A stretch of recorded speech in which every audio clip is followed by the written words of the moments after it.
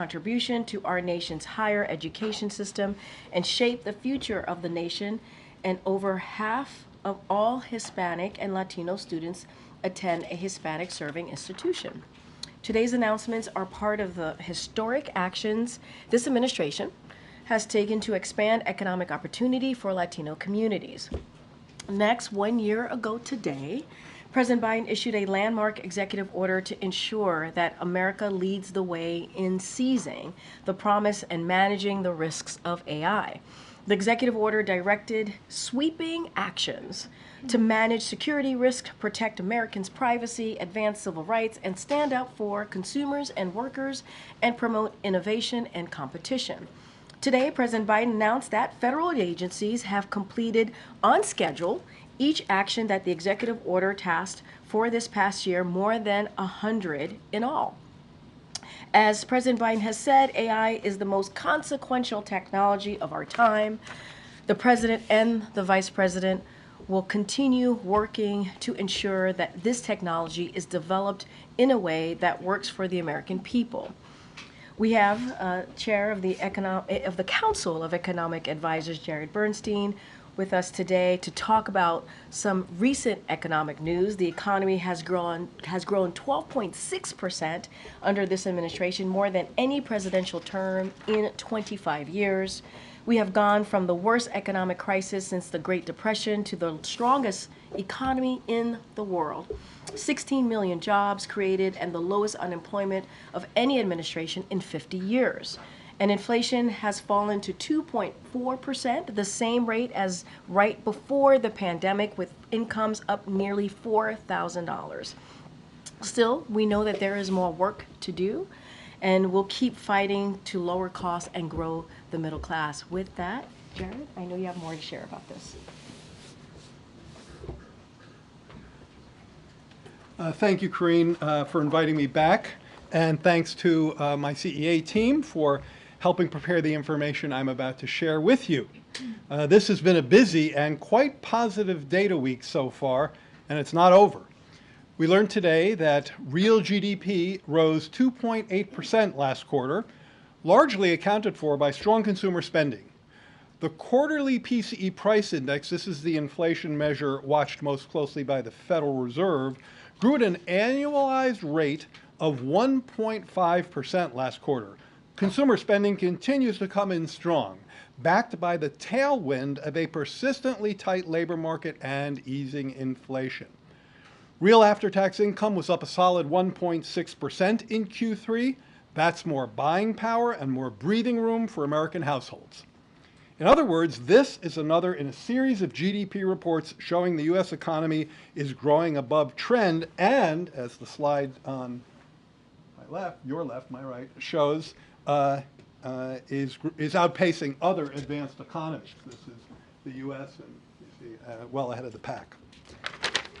We also learned yesterday that consumer confidence spiked in October, up about 10% for the month, its largest monthly jump in 3.5 years. Relatedly, the gas price this morning was $3.14 per gallon and is below $3 per gallon in 20 states. These data are consistent with the most important dynamics of the macroeconomy during our administration: strong GDP growth, strong job growth, accompanied by falling inflation.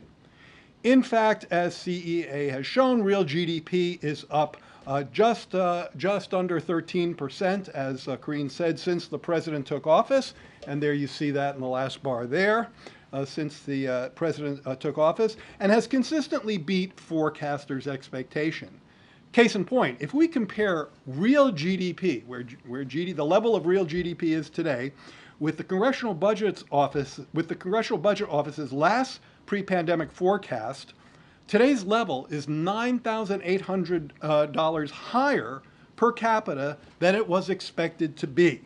Real wages and incomes have also consistently been on the upswing, with real incomes up almost $4,000 during this administration, boosting workers' buying power. Now, on Friday, we'll get the October jobs report, which will reflect the labor market impact of several strikes, Hurricane Helene, and possibly Hurricane Milton.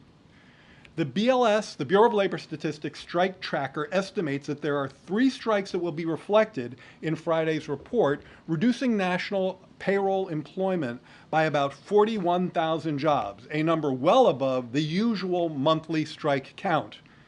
Note that the East Coast port strike ended before it could have an impact or an effect on the October payrolls. Regarding the hurricanes, outside analysts estimate that the extreme weather could lower payroll employment by as many as 60,000 jobs, though unlike the strike estimate, this estimate is subject to considerable uncertainty. In other words, outside estimates suggest that strikes and weather-related events could collectively lower October payrolls could collectively lower the change in the October payroll by as much as 100,000 jobs. Now, while we're doing all we can to help with these temporary disruptions, we remain confident in the underlying strength of the U.S. labor market. At the same time, it's important to keep in mind that these disruptions will make interpreting this month's jobs report harder than usual. Despite the recent positive data flow, let me be crystal clear that there are no victory laps here. We know that prices are still too high for families, making our cost-cutting agenda as urgent as ever, and we will continue to fight to lower costs in key areas, including healthcare, prescription drugs, childcare, housing, and more. But what these data do show is a strong economic foundation that we must continue building upon. We must especially maintain this progress against efforts by congressional Republicans to drive inflation up with a large national sales tax in the form of tariffs, and we will fight their efforts to repeal the very cost-cutting measures I just referenced. With that, I'll take your questions.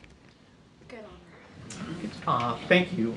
There are signs that U.S. consumer durability is due to the spending by affluent households. I was wondering if you could just address how does this square with the administration's bigger message about focusing on the middle class and the poor? Is this not just what we're seeing, the wealthy doing better and the middle class staying at the same or even doing worse?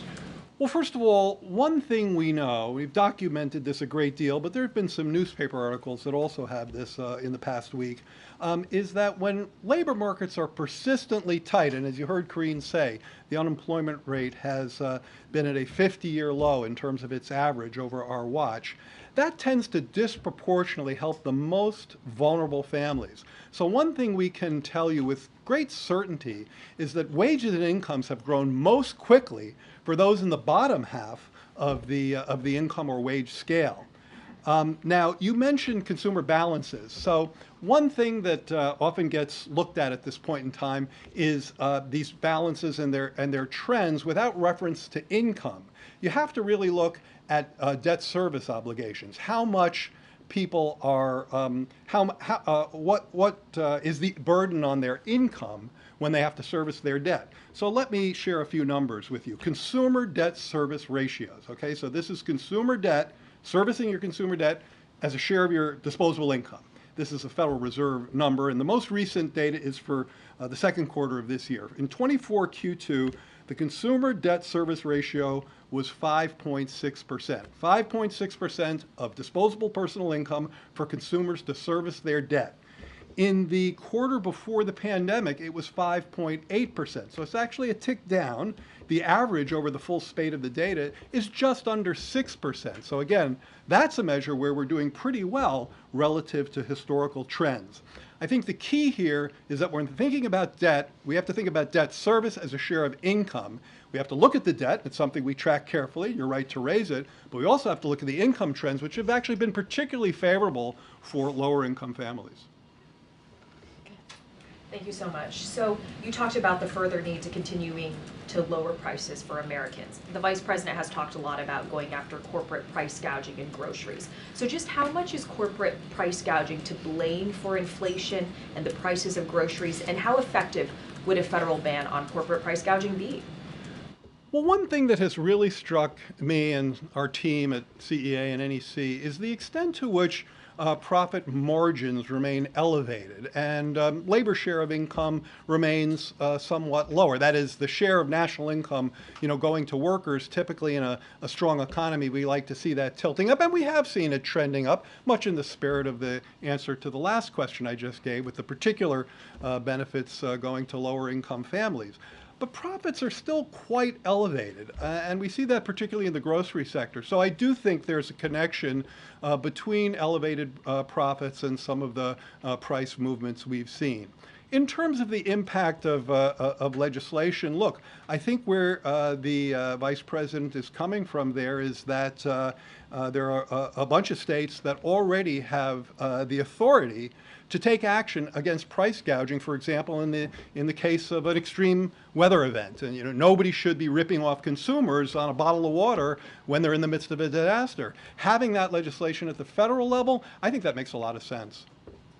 Good on, Jared, I want to ask you about, we're in the less than a week to go before the election. I know you can't talk about the election, but can you say a few words about what you think the impact would be of the tariffs that former President Trump has has proposed in terms of the inflationary impact, and what can you do now over the next 3 months if he were to win the election to secure the changes that have been made policy-wise that have allowed the kind of positive trends that you've outlined here? Well, on the tariffs, there have been numerous outside analysis of the impact of not just the tariffs, but an agenda that has sweeping tariffs, 60% on China, 10 or 20% on all imports coming in, deportations, and compromising the independence of the Federal Reserve. Outside analysts have correctly labeled that as a pretty toxic inflationary brew, and I very much agree with that. The first point is that I think that the consensus among the at least economics community is that that is an agenda that pushes exactly the wrong way if we're trying to help households deal with price pressures, with cost pressures. But then if you then consider repealing the IRA, now you're talking about taking a direct hit on measures that are actively in place, legislative measures that are at work in the economy, lowering the cost of prescription drugs, lowering the cost of healthcare coverage, lowering the cost of insulin. Those are action items that are in the economy, helping families as we speak. To repeal those is to raise those prices. In terms of your second question was, so look, I mean, I'm not going to get into kind of the politics of what one victory would be relative to the other. As you say, I can't talk electoral politics. I do think it's important and interesting to note that the investments that this president and vice president have overseen have gone to all parts of the country and have disproportionately gone to places that have been historically left behind, places that have suffered from hollowing out by the loss of factories, by the loss of manufacturing jobs. And these places are just as likely, in fact, I believe more likely to be red than blue. And there are many representatives I've seen with all different stripes who are pretty unhappy about the idea of repealing those measures because they see them actively at work building a factory in their district. So I think it would be economic malpractice to reverse such positive developments, and I think there are members on both sides of the aisle who would agree with that. Just a quick follow-up. Would you stay on if Harris won and asked you to stay on? Yeah, I'm not going to speculate about that. Good, Kayla. Thank you, Karine. Jared, I have two questions, if I may. The first is on the overall economic agenda. You point out that economic growth has been the best of any administration since the turn of the century. You've had consistently better than expected economic data for the last 4 years, but yet Americans, by and large, don't give the administration credit for that. And in a recent poll by the Associated Press, 7 in 10 said the economy is going in the wrong direction. Why do you think that continues to be the case? Well, I said in my comments, and I've said every time I've talked, either it's from here at the podium with Karine or out there in front of the cameras, probably in interviews with you as well, Kayla, that that prices are still too high for too many people, for too many products, too many households. And that's why our cost-cutting agenda is as urgent today as it was yesterday or before we got any of these reports. There's no economic report that is going to make any of us say, oh, well, we don't have to worry about that anymore in terms of cutting the cost of drugs or health care or health coverage or housing or child care. I mean, those are serious structural issues where we have an affordability shortfall in housing and child care, and the president and vice president have robust plans to go after them. We need Congress to work with us on that.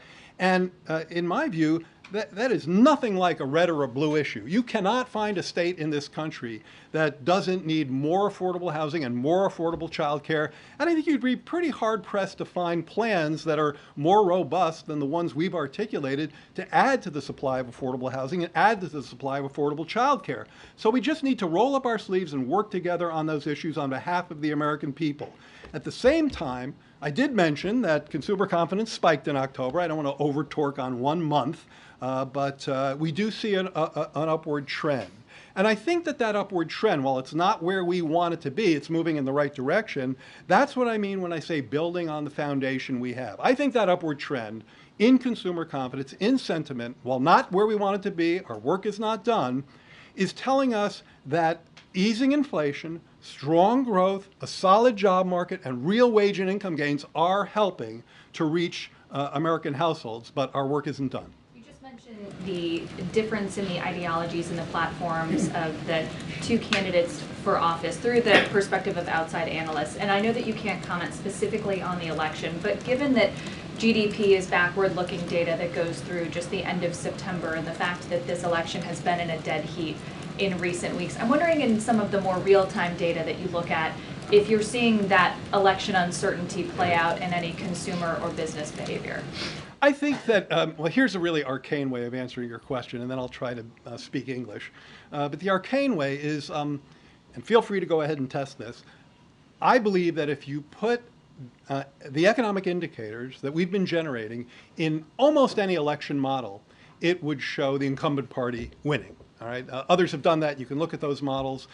So I think that I don't necessarily buy the idea that these are necessarily backward-looking indicators. To be a little technical, if you look at one of the line items in the GDP report today, private domestic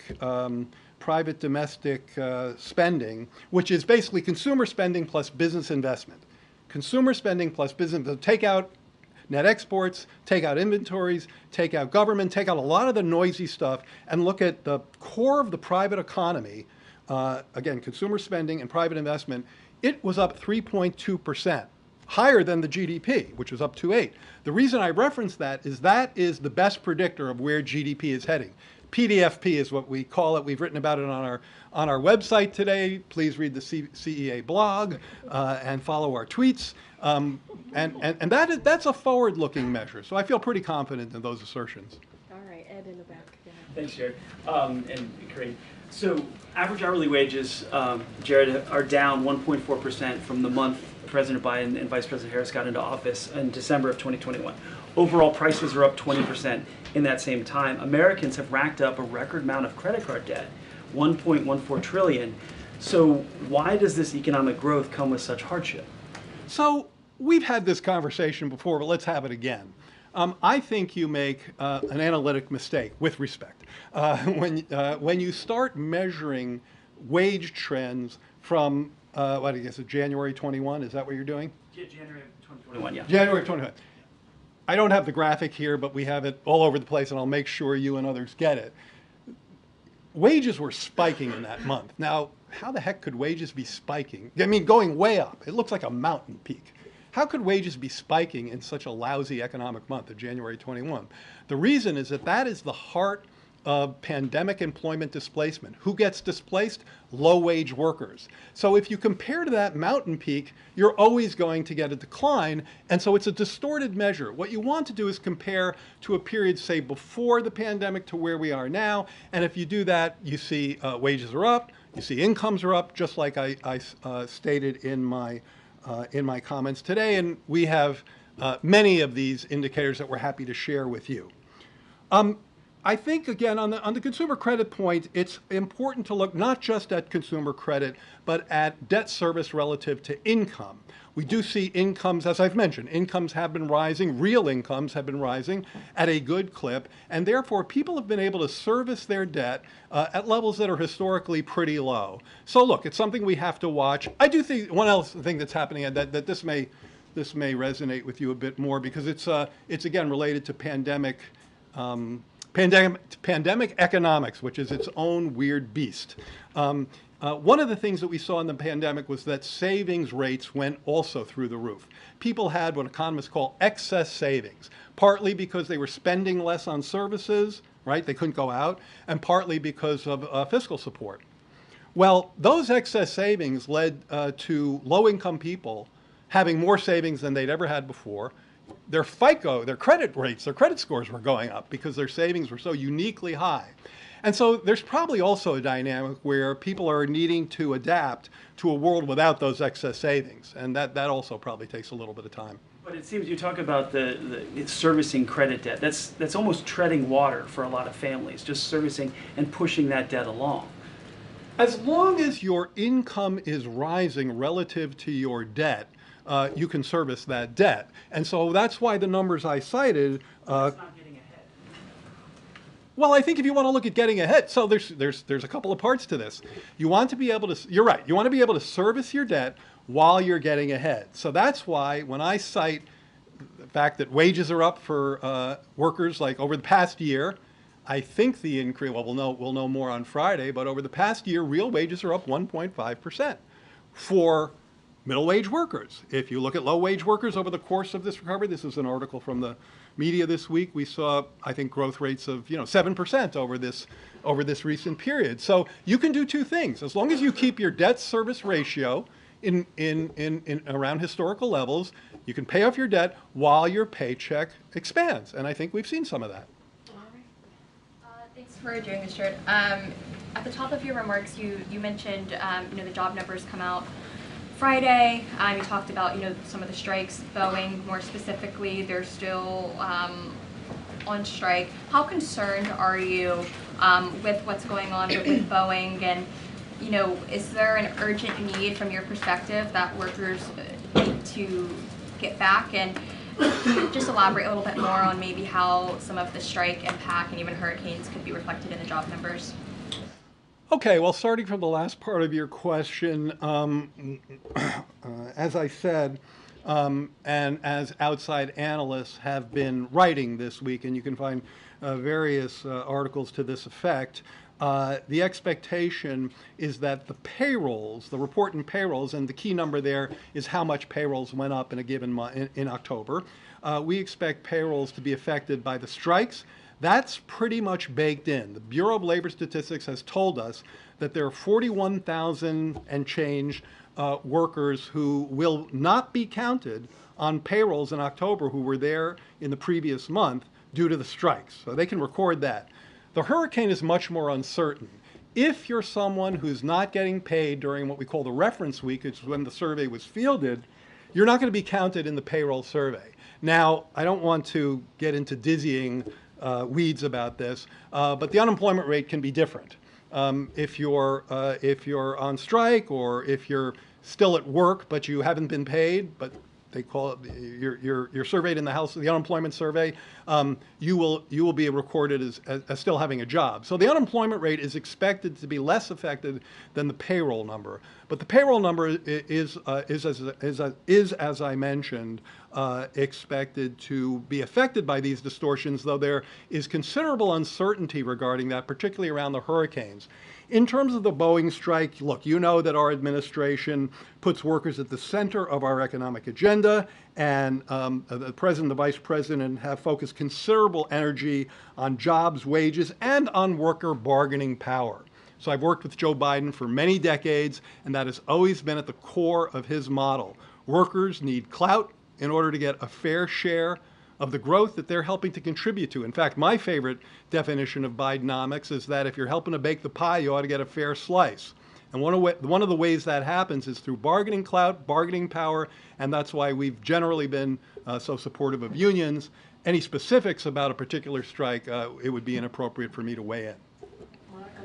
Jared, you mentioned the recent wage growth, but as many Americans are going to be heading to the polls and voting based on what they've experienced and what they are feeling, when do you think people will feel wage growth and their wages starting to outpace inflation? Yeah, it's a really important question. It's not an easy one to answer. It has a lot to do with we at CEA have made up something that turns out to be a real thing. We call it your personal price vector. This is this idea that everybody walks around with a list of prices in their head. What's on that list? Gasoline, groceries, sure. But if, like my wife, you're somebody who likes to garden, fertilizer is on that list. And you remember what things cost. You remember that you used to pay $3 for this and now you're paying $4 for this. Now, one of the points that I'm making is that as your pay goes up, you know, that $4 becomes something you can afford again. So here's a calculation that we do that no normal person would do, which is that it says, if you look at how much work, how many hours of work does it take to buy a bag of groceries right now, it's about the same or even a little lower than it was before the pandemic, right? Because yes, grocery prices have gone up, but especially recently, wages have gone up more than grocery prices. So for whatever hours of work it took you to buy a bag of groceries before the pandemic, it's about the same, even a little less right now. So why don't people feel better? Because they still remember what things used to cost. They still have that, their PPVs, their personal price vectors, have yet to update completely. But they are in that process. And so one test of this theory is, okay, time has to pass, inflation has to stay low so that prices don't get shocked again. You know, time passes, check, because that's like a physical reality. Inflation is low, 1.5% on a quarterly basis for the PCE last quarter. Real pay has to go up, and we have to do all we can to help on the cost-cutting agenda. Now, if all of that would help, in answer to your question, if all of that is truly helpful, we should see confidence and sentiment indices begin to tick up starting around now. And that's exactly what we've seen. We're not back to pre-pandemic levels. Our work isn't done. But the trend is our friend. We're moving in the right direction, and we have a strong foundation to build upon and a strong policy agenda with which to build upon that foundation. Thank you. Thank you so much, Chair. I appreciate it, Jared. Thank you. Thank you for coming. Okay. Let's grab everything else. Okay. Go ahead, Armor. Can you just address the president's comments yesterday referring to Trump supporter as garbage? And I know he's tried to clarify that he was trying to talk about what the person said. But one, I guess I want to know, does he think less of Americans who support Trump than he does of those who do not? Yeah. And two, why is he using that kind of rhetoric? How is that presidential? So a couple of things. So just to clarify, he was not calling Trump supporters garbage, which is why he this is why he wanted to make sure that we put out a statement that clarified what he meant and what he was trying to say. And so just want to make that very clear for folks who are watching. And I just want to read that out to folks. So he was regarding to the comedian, and I quote, "I referred to the hateful rhetoric about Puerto Rico spewed by Trump's supporter at his Madison Square Garden rally as garbage, which is the only word I can think of to describe it. His demonization of Latinos is unconscionable. That's all I meant to say. The comments at the rally don't reflect who we are as a nation." And to your question, your other question that you asked, no, he does not view Trump supporters or anybody who supports Trump as garbage. That is not what he views. If the president has said this for more than 3 years now. He has said multiple times that he is a president for all. It doesn't matter if you live in a red state. It doesn't matter if you live in a blue state. He has said this himself. I have said it on his behalf. He believes that he's a president for all. And it doesn't matter who you voted for. It doesn't matter if you voted for him or not. He's a president for all. But hateful rhetoric that he hears, and this is something that we've done many times from here, we will call that out. We will call that out. And that's what the president said. Does he have any regret for not being more, his language was not specific. It came out, if you were listening to that video. I was in the room, Amr, I was in the room. I'm sure, but if you were I'm just telling you that I was in the room. But if you were any sort of normal person listening to that video or looking at the clips online, you could come to the conclusion that he was calling, at minimum, this one man garbage, or not, if not all Trump supporters garbage. Should he be more? Does he regret not being more precise with his language? And does he also? I'm waiting for the question to end, but go ahead, keep going. And I apologize. Yeah, And the second part of that is, does he have any regret for how this has shadowed Vice President Harris's campaign? So a couple of things there, because there's a lot that you laid out. Look, the president wanted to clarify because he understood that what he may have said he understood that what he was saying was being taken out of context. So he wanted to be very, very clear about what he was trying to say. And I just read that out once over. You all have the tweet, or the statement that's on X. If you want to read it right now, feel free to do so. And he was talking about hateful rhetoric, and we've called out hateful rhetoric from here. We have. Obviously, this hateful rhetoric was about a particular community, a community that the Puerto Rican community. They are Americans. This is a community that he respects, and he wanted to make sure he called that out. And hateful rhetoric should be called out. It should be. But at the same time, the president is a president for all. He will continue to do so. He will continue to serve for everyone. I want to step back for a second because I think this is really important. Yesterday, we went to Baltimore, Maryland. He announced a $3 billion project in Baltimore. That $3 billion project is going to help 27 states. 11 of those states have Republican governors. This is what this president cares about. Making sure that people who are in need get the assistance that they need. Right? He talked about port infrastructure, and we went to Baltimore. Obviously, we know what happened a couple of months ago with one of the bridges there. $147 million for Maryland in particular. But just think about it: 27 states, 11 states are Republican governors. And we're talking about the Inflation Reduction Act, which only Democrats voted for. Republicans didn't vote for that. Republicans tried to repeal that. Let's not forget what the speaker said yesterday about ACA, wanted to repeal ACA, which would hurt millions of Americans. And so that's what the president wants to focus on, which is why he wanted to make sure he clarified what he said. But if there is hateful rhetoric that is being said about communities, Americans, communities across this country, he's going to speak out about it. And it's not the first time that he's done so. Just briefly, Sure. separately, is Amos Hochstein and Brett McGurk headed back to the Middle East this week to try to revive ceasefire negotiations? And can you tell us anything about Bill Burns' travel as well? So a couple of things. So following Israel's response in a self-defense against Iran, senior U.S. officials are following up on a range of matters in the region and with Israeli counterparts. Bill Burns will be in Cairo on Thursday to engage with Egyptian counterparts on bilateral matters, as well as the process to secure the release of hostages.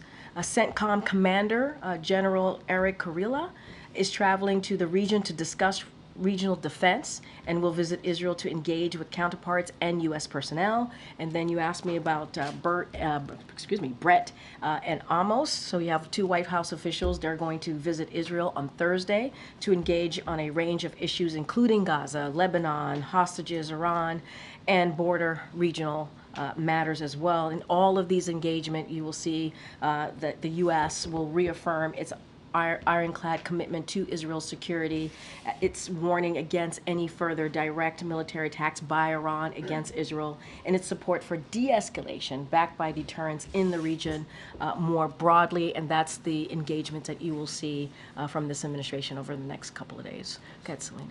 Thanks, Karine. So did President Biden make a mistake in his comments yesterday? He clarified what he said. It was very clear what he was trying to do. He was wanting to make sure that what he said was not taken out of context, and he clarified that. This isn't the first time the White House has had to defend or clarify the president's comments. Nobody's defending the president himself. This is the president himself wanting to clarify what he said. He wanted to make sure that it was not taken out of context. These are the president's words. Nobody here is defending. We are laying out what the president said himself, and he wanted to clarify that. So those comments were made as the vice president was speaking about unity at the ellipse last night. Did the president speak to the vice president before or after that speech? Well, I think in a gaggle that the vice president did not too long ago, she confirmed that she had a conversation with the president. The president was very proud of the vice president. She gave a historic speech last night, and he certainly wanted to congratulate her. So that was after the speech. That was after the speech. And did the president make any reference to these remarks or apologize to the vice president? What I can say is I'm not going to get into private discussions here. That's not something that we do from the podium. I'm not going to do that. But the president and the vice president speak regularly. That is not uncommon. She is the vice president. He is the president. So obviously they have direct communications pretty often.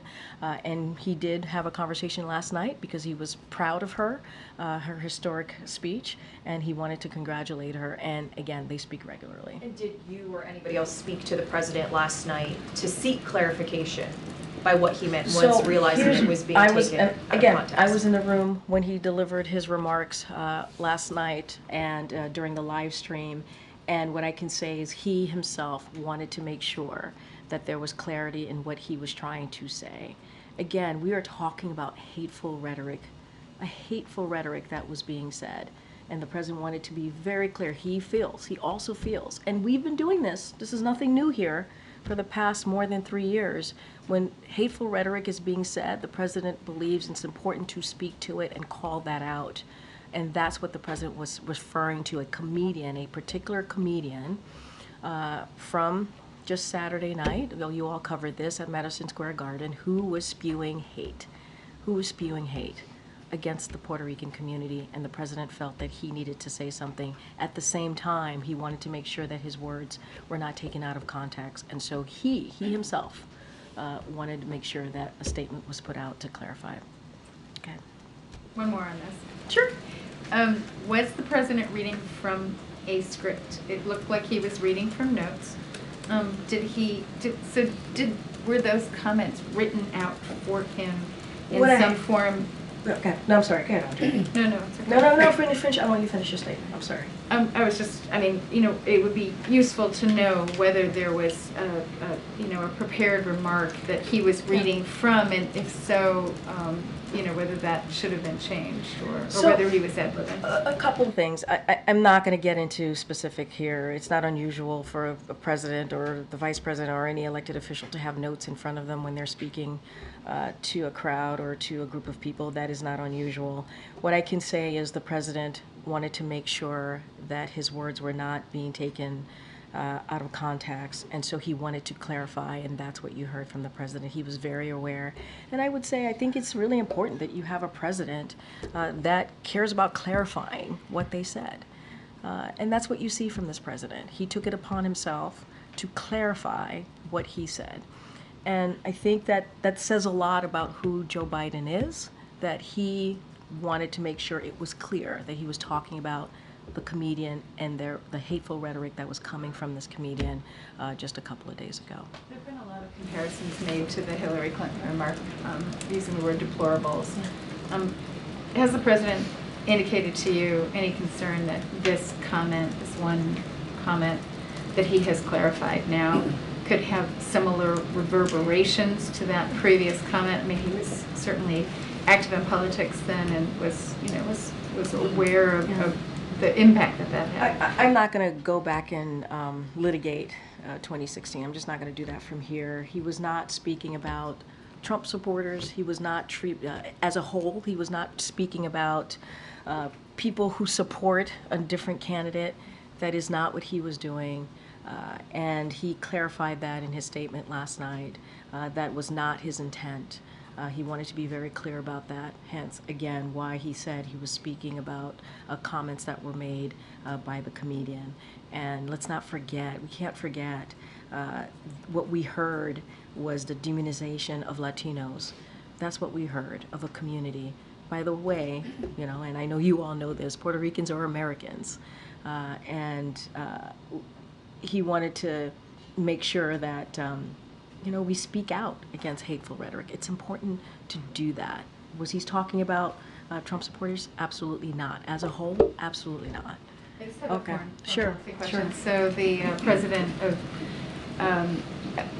who was just here visiting President Biden, said of Cyprus, said that he thought that there could be some movement on a Lebanon ceasefire within 1 to 2 weeks. He said that he had discussed this matter with President Biden. I wonder if you can give us, a sort of an indication of whether you think that is also true, that there could be a ceasefire in Lebanon within 1 to 2 weeks, and if you could just comment on Israel's ban of UNRWA and whether you think that's helpful for the process. So look, we're going to remain committed to reaching a diplomatic resolution here to end the conflict along the blue line, which will allow Israelis and also Lebanese civilians on both sides to return to their homes. And this is something that we've been pretty consistent about, and we're going to continue to have certainly that commitment to have diplomatic resolution to end what we're seeing along the blue line. Look, and we're also been very consistent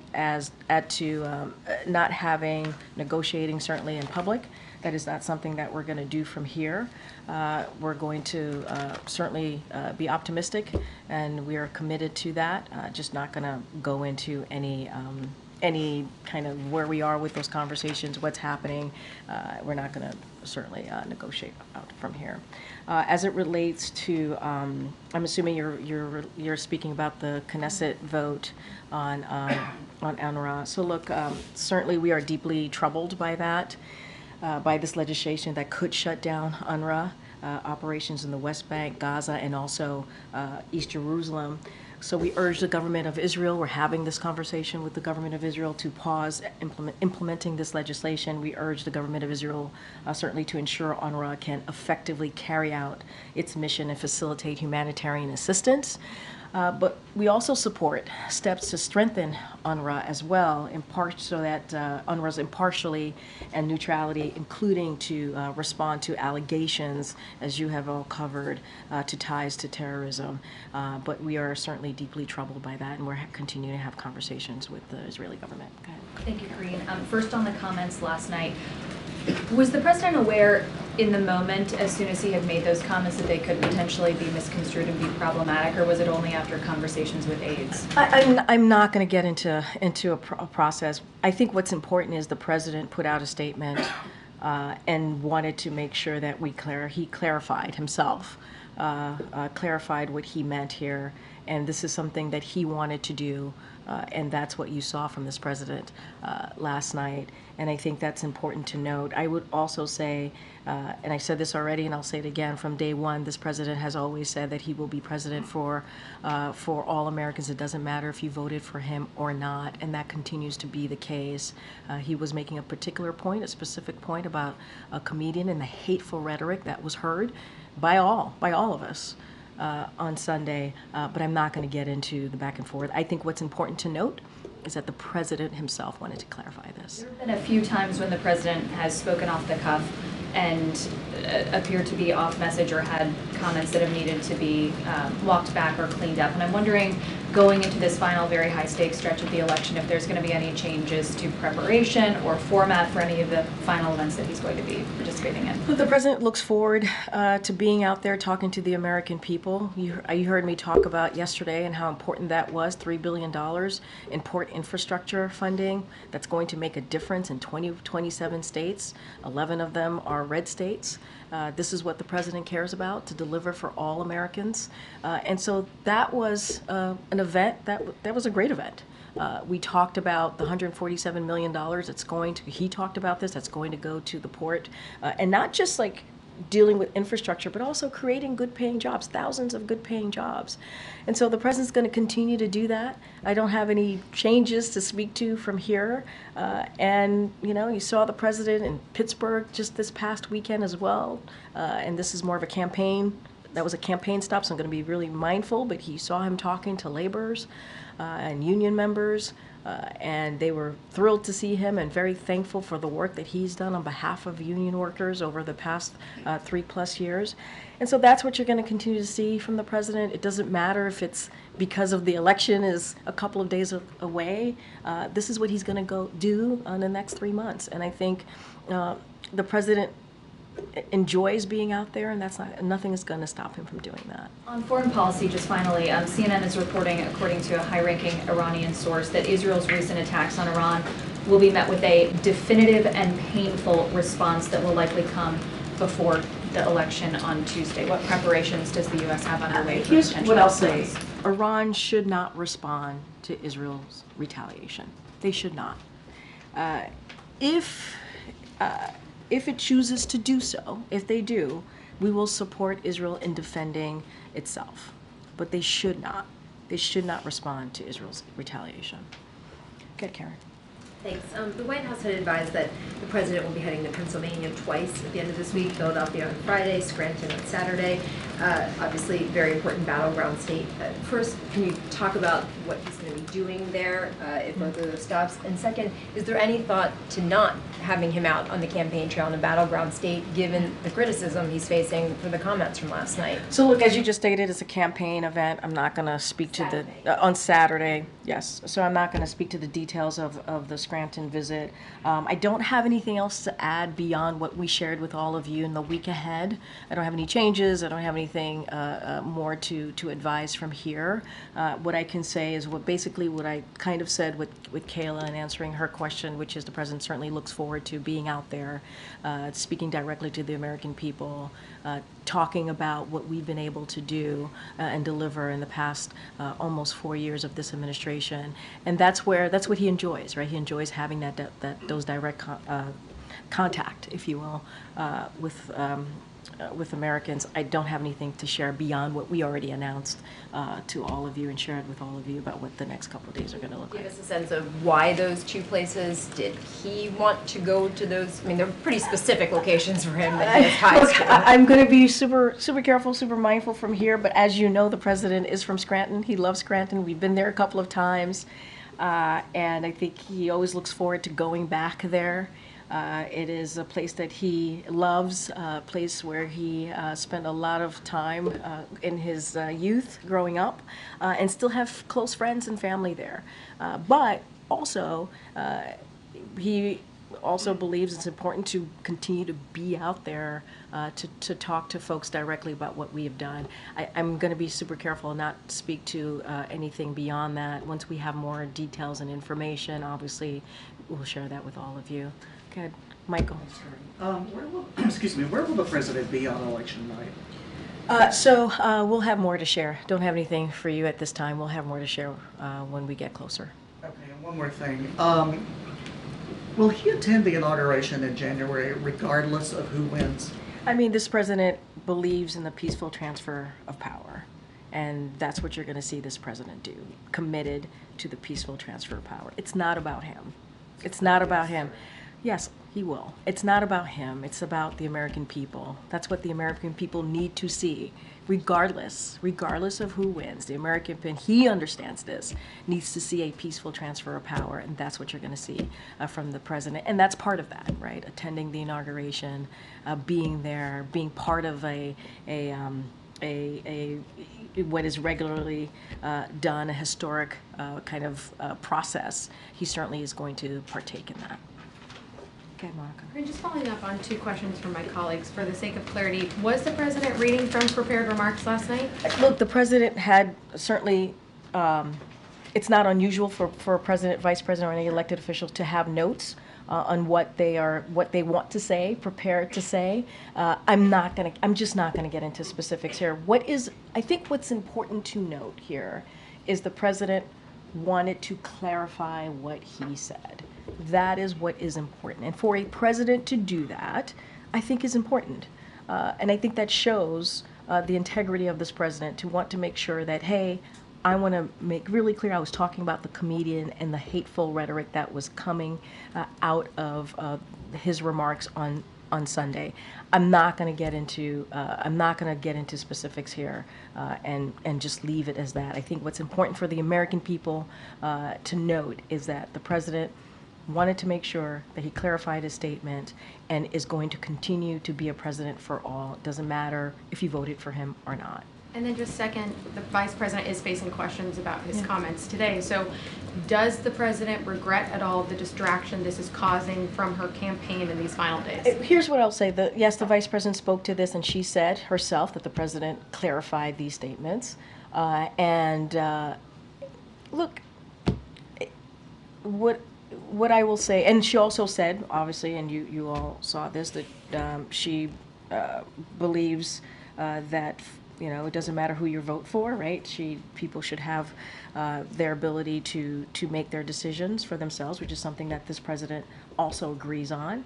And I'm not going to, you all are covering this election, you all can speak to if this is a distraction or not. What I can speak to is the president wanted to make sure that he clarified his statement, and he did so. And the vice president did say today she strongly disagrees with anybody who offers criticism of people based on who they vote for and why they vote for them. Mm-hmm. Does the president view that differently? Yes, he feels the same way. He feels the same way as what she stated. But that's something that the president has been saying for some time. He has. He has been saying that it doesn't matter if you voted for him or not. He's your president. He's a president for all Americans, whether you're in a red state or a blue state. This is something that the president certainly believes. And he has been saying himself. He has said this himself. And that's why he didn't want what he said to be taken out of context. That's why he wanted to make sure it was clarified, because that is indeed what he believes. So he agrees with the vice president. Okay, Willie. You touched on this just a little bit about the president agreeing with the vice president, but will the president be a little bit more careful in his upcoming events? I know you can't speak to the campaign events, but in his remarks, what is he going to do differently in terms of what he says to the American people for fear of isolating someone with his comments? Look, here's the thing. You have a president who wanted to make sure what he said was not taken out of context and took that extra step to clarify. I think that tells you where the president is. He took the extra step to clarify. And you don't see that from many elected officials. You certainly didn't see that from the former president. And this president wanted to make sure it was not taken out of context. And so he wanted to clarify. I think that tells you everything that you need to know. Just two quick ones, if I may. On North Carolina, I wanted to see if there's an update about resources there. Both candidates in North Carolina, I wanted to see what the hurricane response, ongoing response is. And on the ballot boxes and the fires on the ballots, and is the White House in contact with local communities about how they can keep their ballots safe, or what's the White House doing there in response? So a couple of things there. I do want to speak to North Carolina, and I think thank you for that question, because I think it's important for folks to have an update. So as you know, the Biden-Harris administration, when it came to dealing with these two historic hurricanes, Hurricane Helene and obviously Hurricane Milton, we did a robust whole of government response that provided hundreds of millions of dollars in financial assistance to survivors and to substantial debris removal and power restoration. And that is what you saw from this administration as it relates to specifics there. This includes over $1.3 billion in assistance for individuals and families to help pay for housing, repairs, personal property, replacement, and other recovery efforts, and over $1.1 billion in public assistance, including to support local and state governments as they recover and rebuild. And specifically, what we provided to North Carolina, over $193 million in direct financial assistance. This is for survivors, obviously. And as the president and the vice president have said many times, their administration will be there for the people of of North Carolina as they continue to rebuild, as they continue to deal with the loss that they've had to deal with from both hurricanes, a historic hurricane, and as you know, both the president and the vice president have been on the ground, and FEMA continues to assist on the ground. As it relates to the ballot drop box fires, first of all, we want to be very clear about this. It is unacceptable. It is unacceptable. Every eligible American has the right to make their voices heard. And so we are committed to making sure that Americans' right to vote occurs, right? We are committed to that, and we want to make sure that is not undermined. And so we're working with state officials, providing replacement ballots to those affected, and are working to protect against future incidents. That's what state officials are doing, and FBI certainly is going to investigate these incidents. So I would refer you to them specifically about the incidents, but we certainly will call that out, and it is unacceptable. Every eligible American has the right to exercise certainly their right to vote and make sure that their voice is heard. Okay, go ahead, Karen. Thanks, Karine. Supreme Court ruling allowed the state of Virginia to purge 1,600 voters from the registration rolls, suspected of being non-citizens. Critics argue that the ruling violates the National Voter Registration Act, which bars systematic changes to voting rolls 90 days before an election. What does the White House make of this ruling? So look, it's very similar to how I answered Willie's question, but I'll start off with this saying it is already illegal. It is already legal for non-citizens to vote in federal elections, and it is a federal crime that is punishable by prison and fines. And again, as I stated to your colleague here, every single eligible American has the right to make sure that their voices are heard if they choose so. And so that is something that we're going to continue to make sure that that happens. And I'll just leave it as there for now. Topic. Yeah. The mother of Shanique Robinsons, the 25-year-old North Carolina woman killed in Cabo, Mexico in 2022 after a physical assault caught on video while vacationing with people she believed to be her friend. Her mother filed a wrongful death lawsuit against those 6 individuals who, and also names the State Department and FBI, accusing the agencies of negligence in their failure to extradite those involved and failure to properly investigate that case. Given that her family did have a meeting here at the White House, wonder what the White House has any reaction to that lawsuit? Yeah, I'm going to be mindful and careful here. It's an ongoing case. There's a lawsuit obviously tied into this. So what I will do is refer you to certainly the State Department and just not comment from here. Has the White House been in contact with the Robinson family outside of that one meeting last year? I would have to connect with my colleagues here. I don't have anything to share beyond that one-time connection, but I would have to connect with the team here. All right, thanks everybody. Have a good one.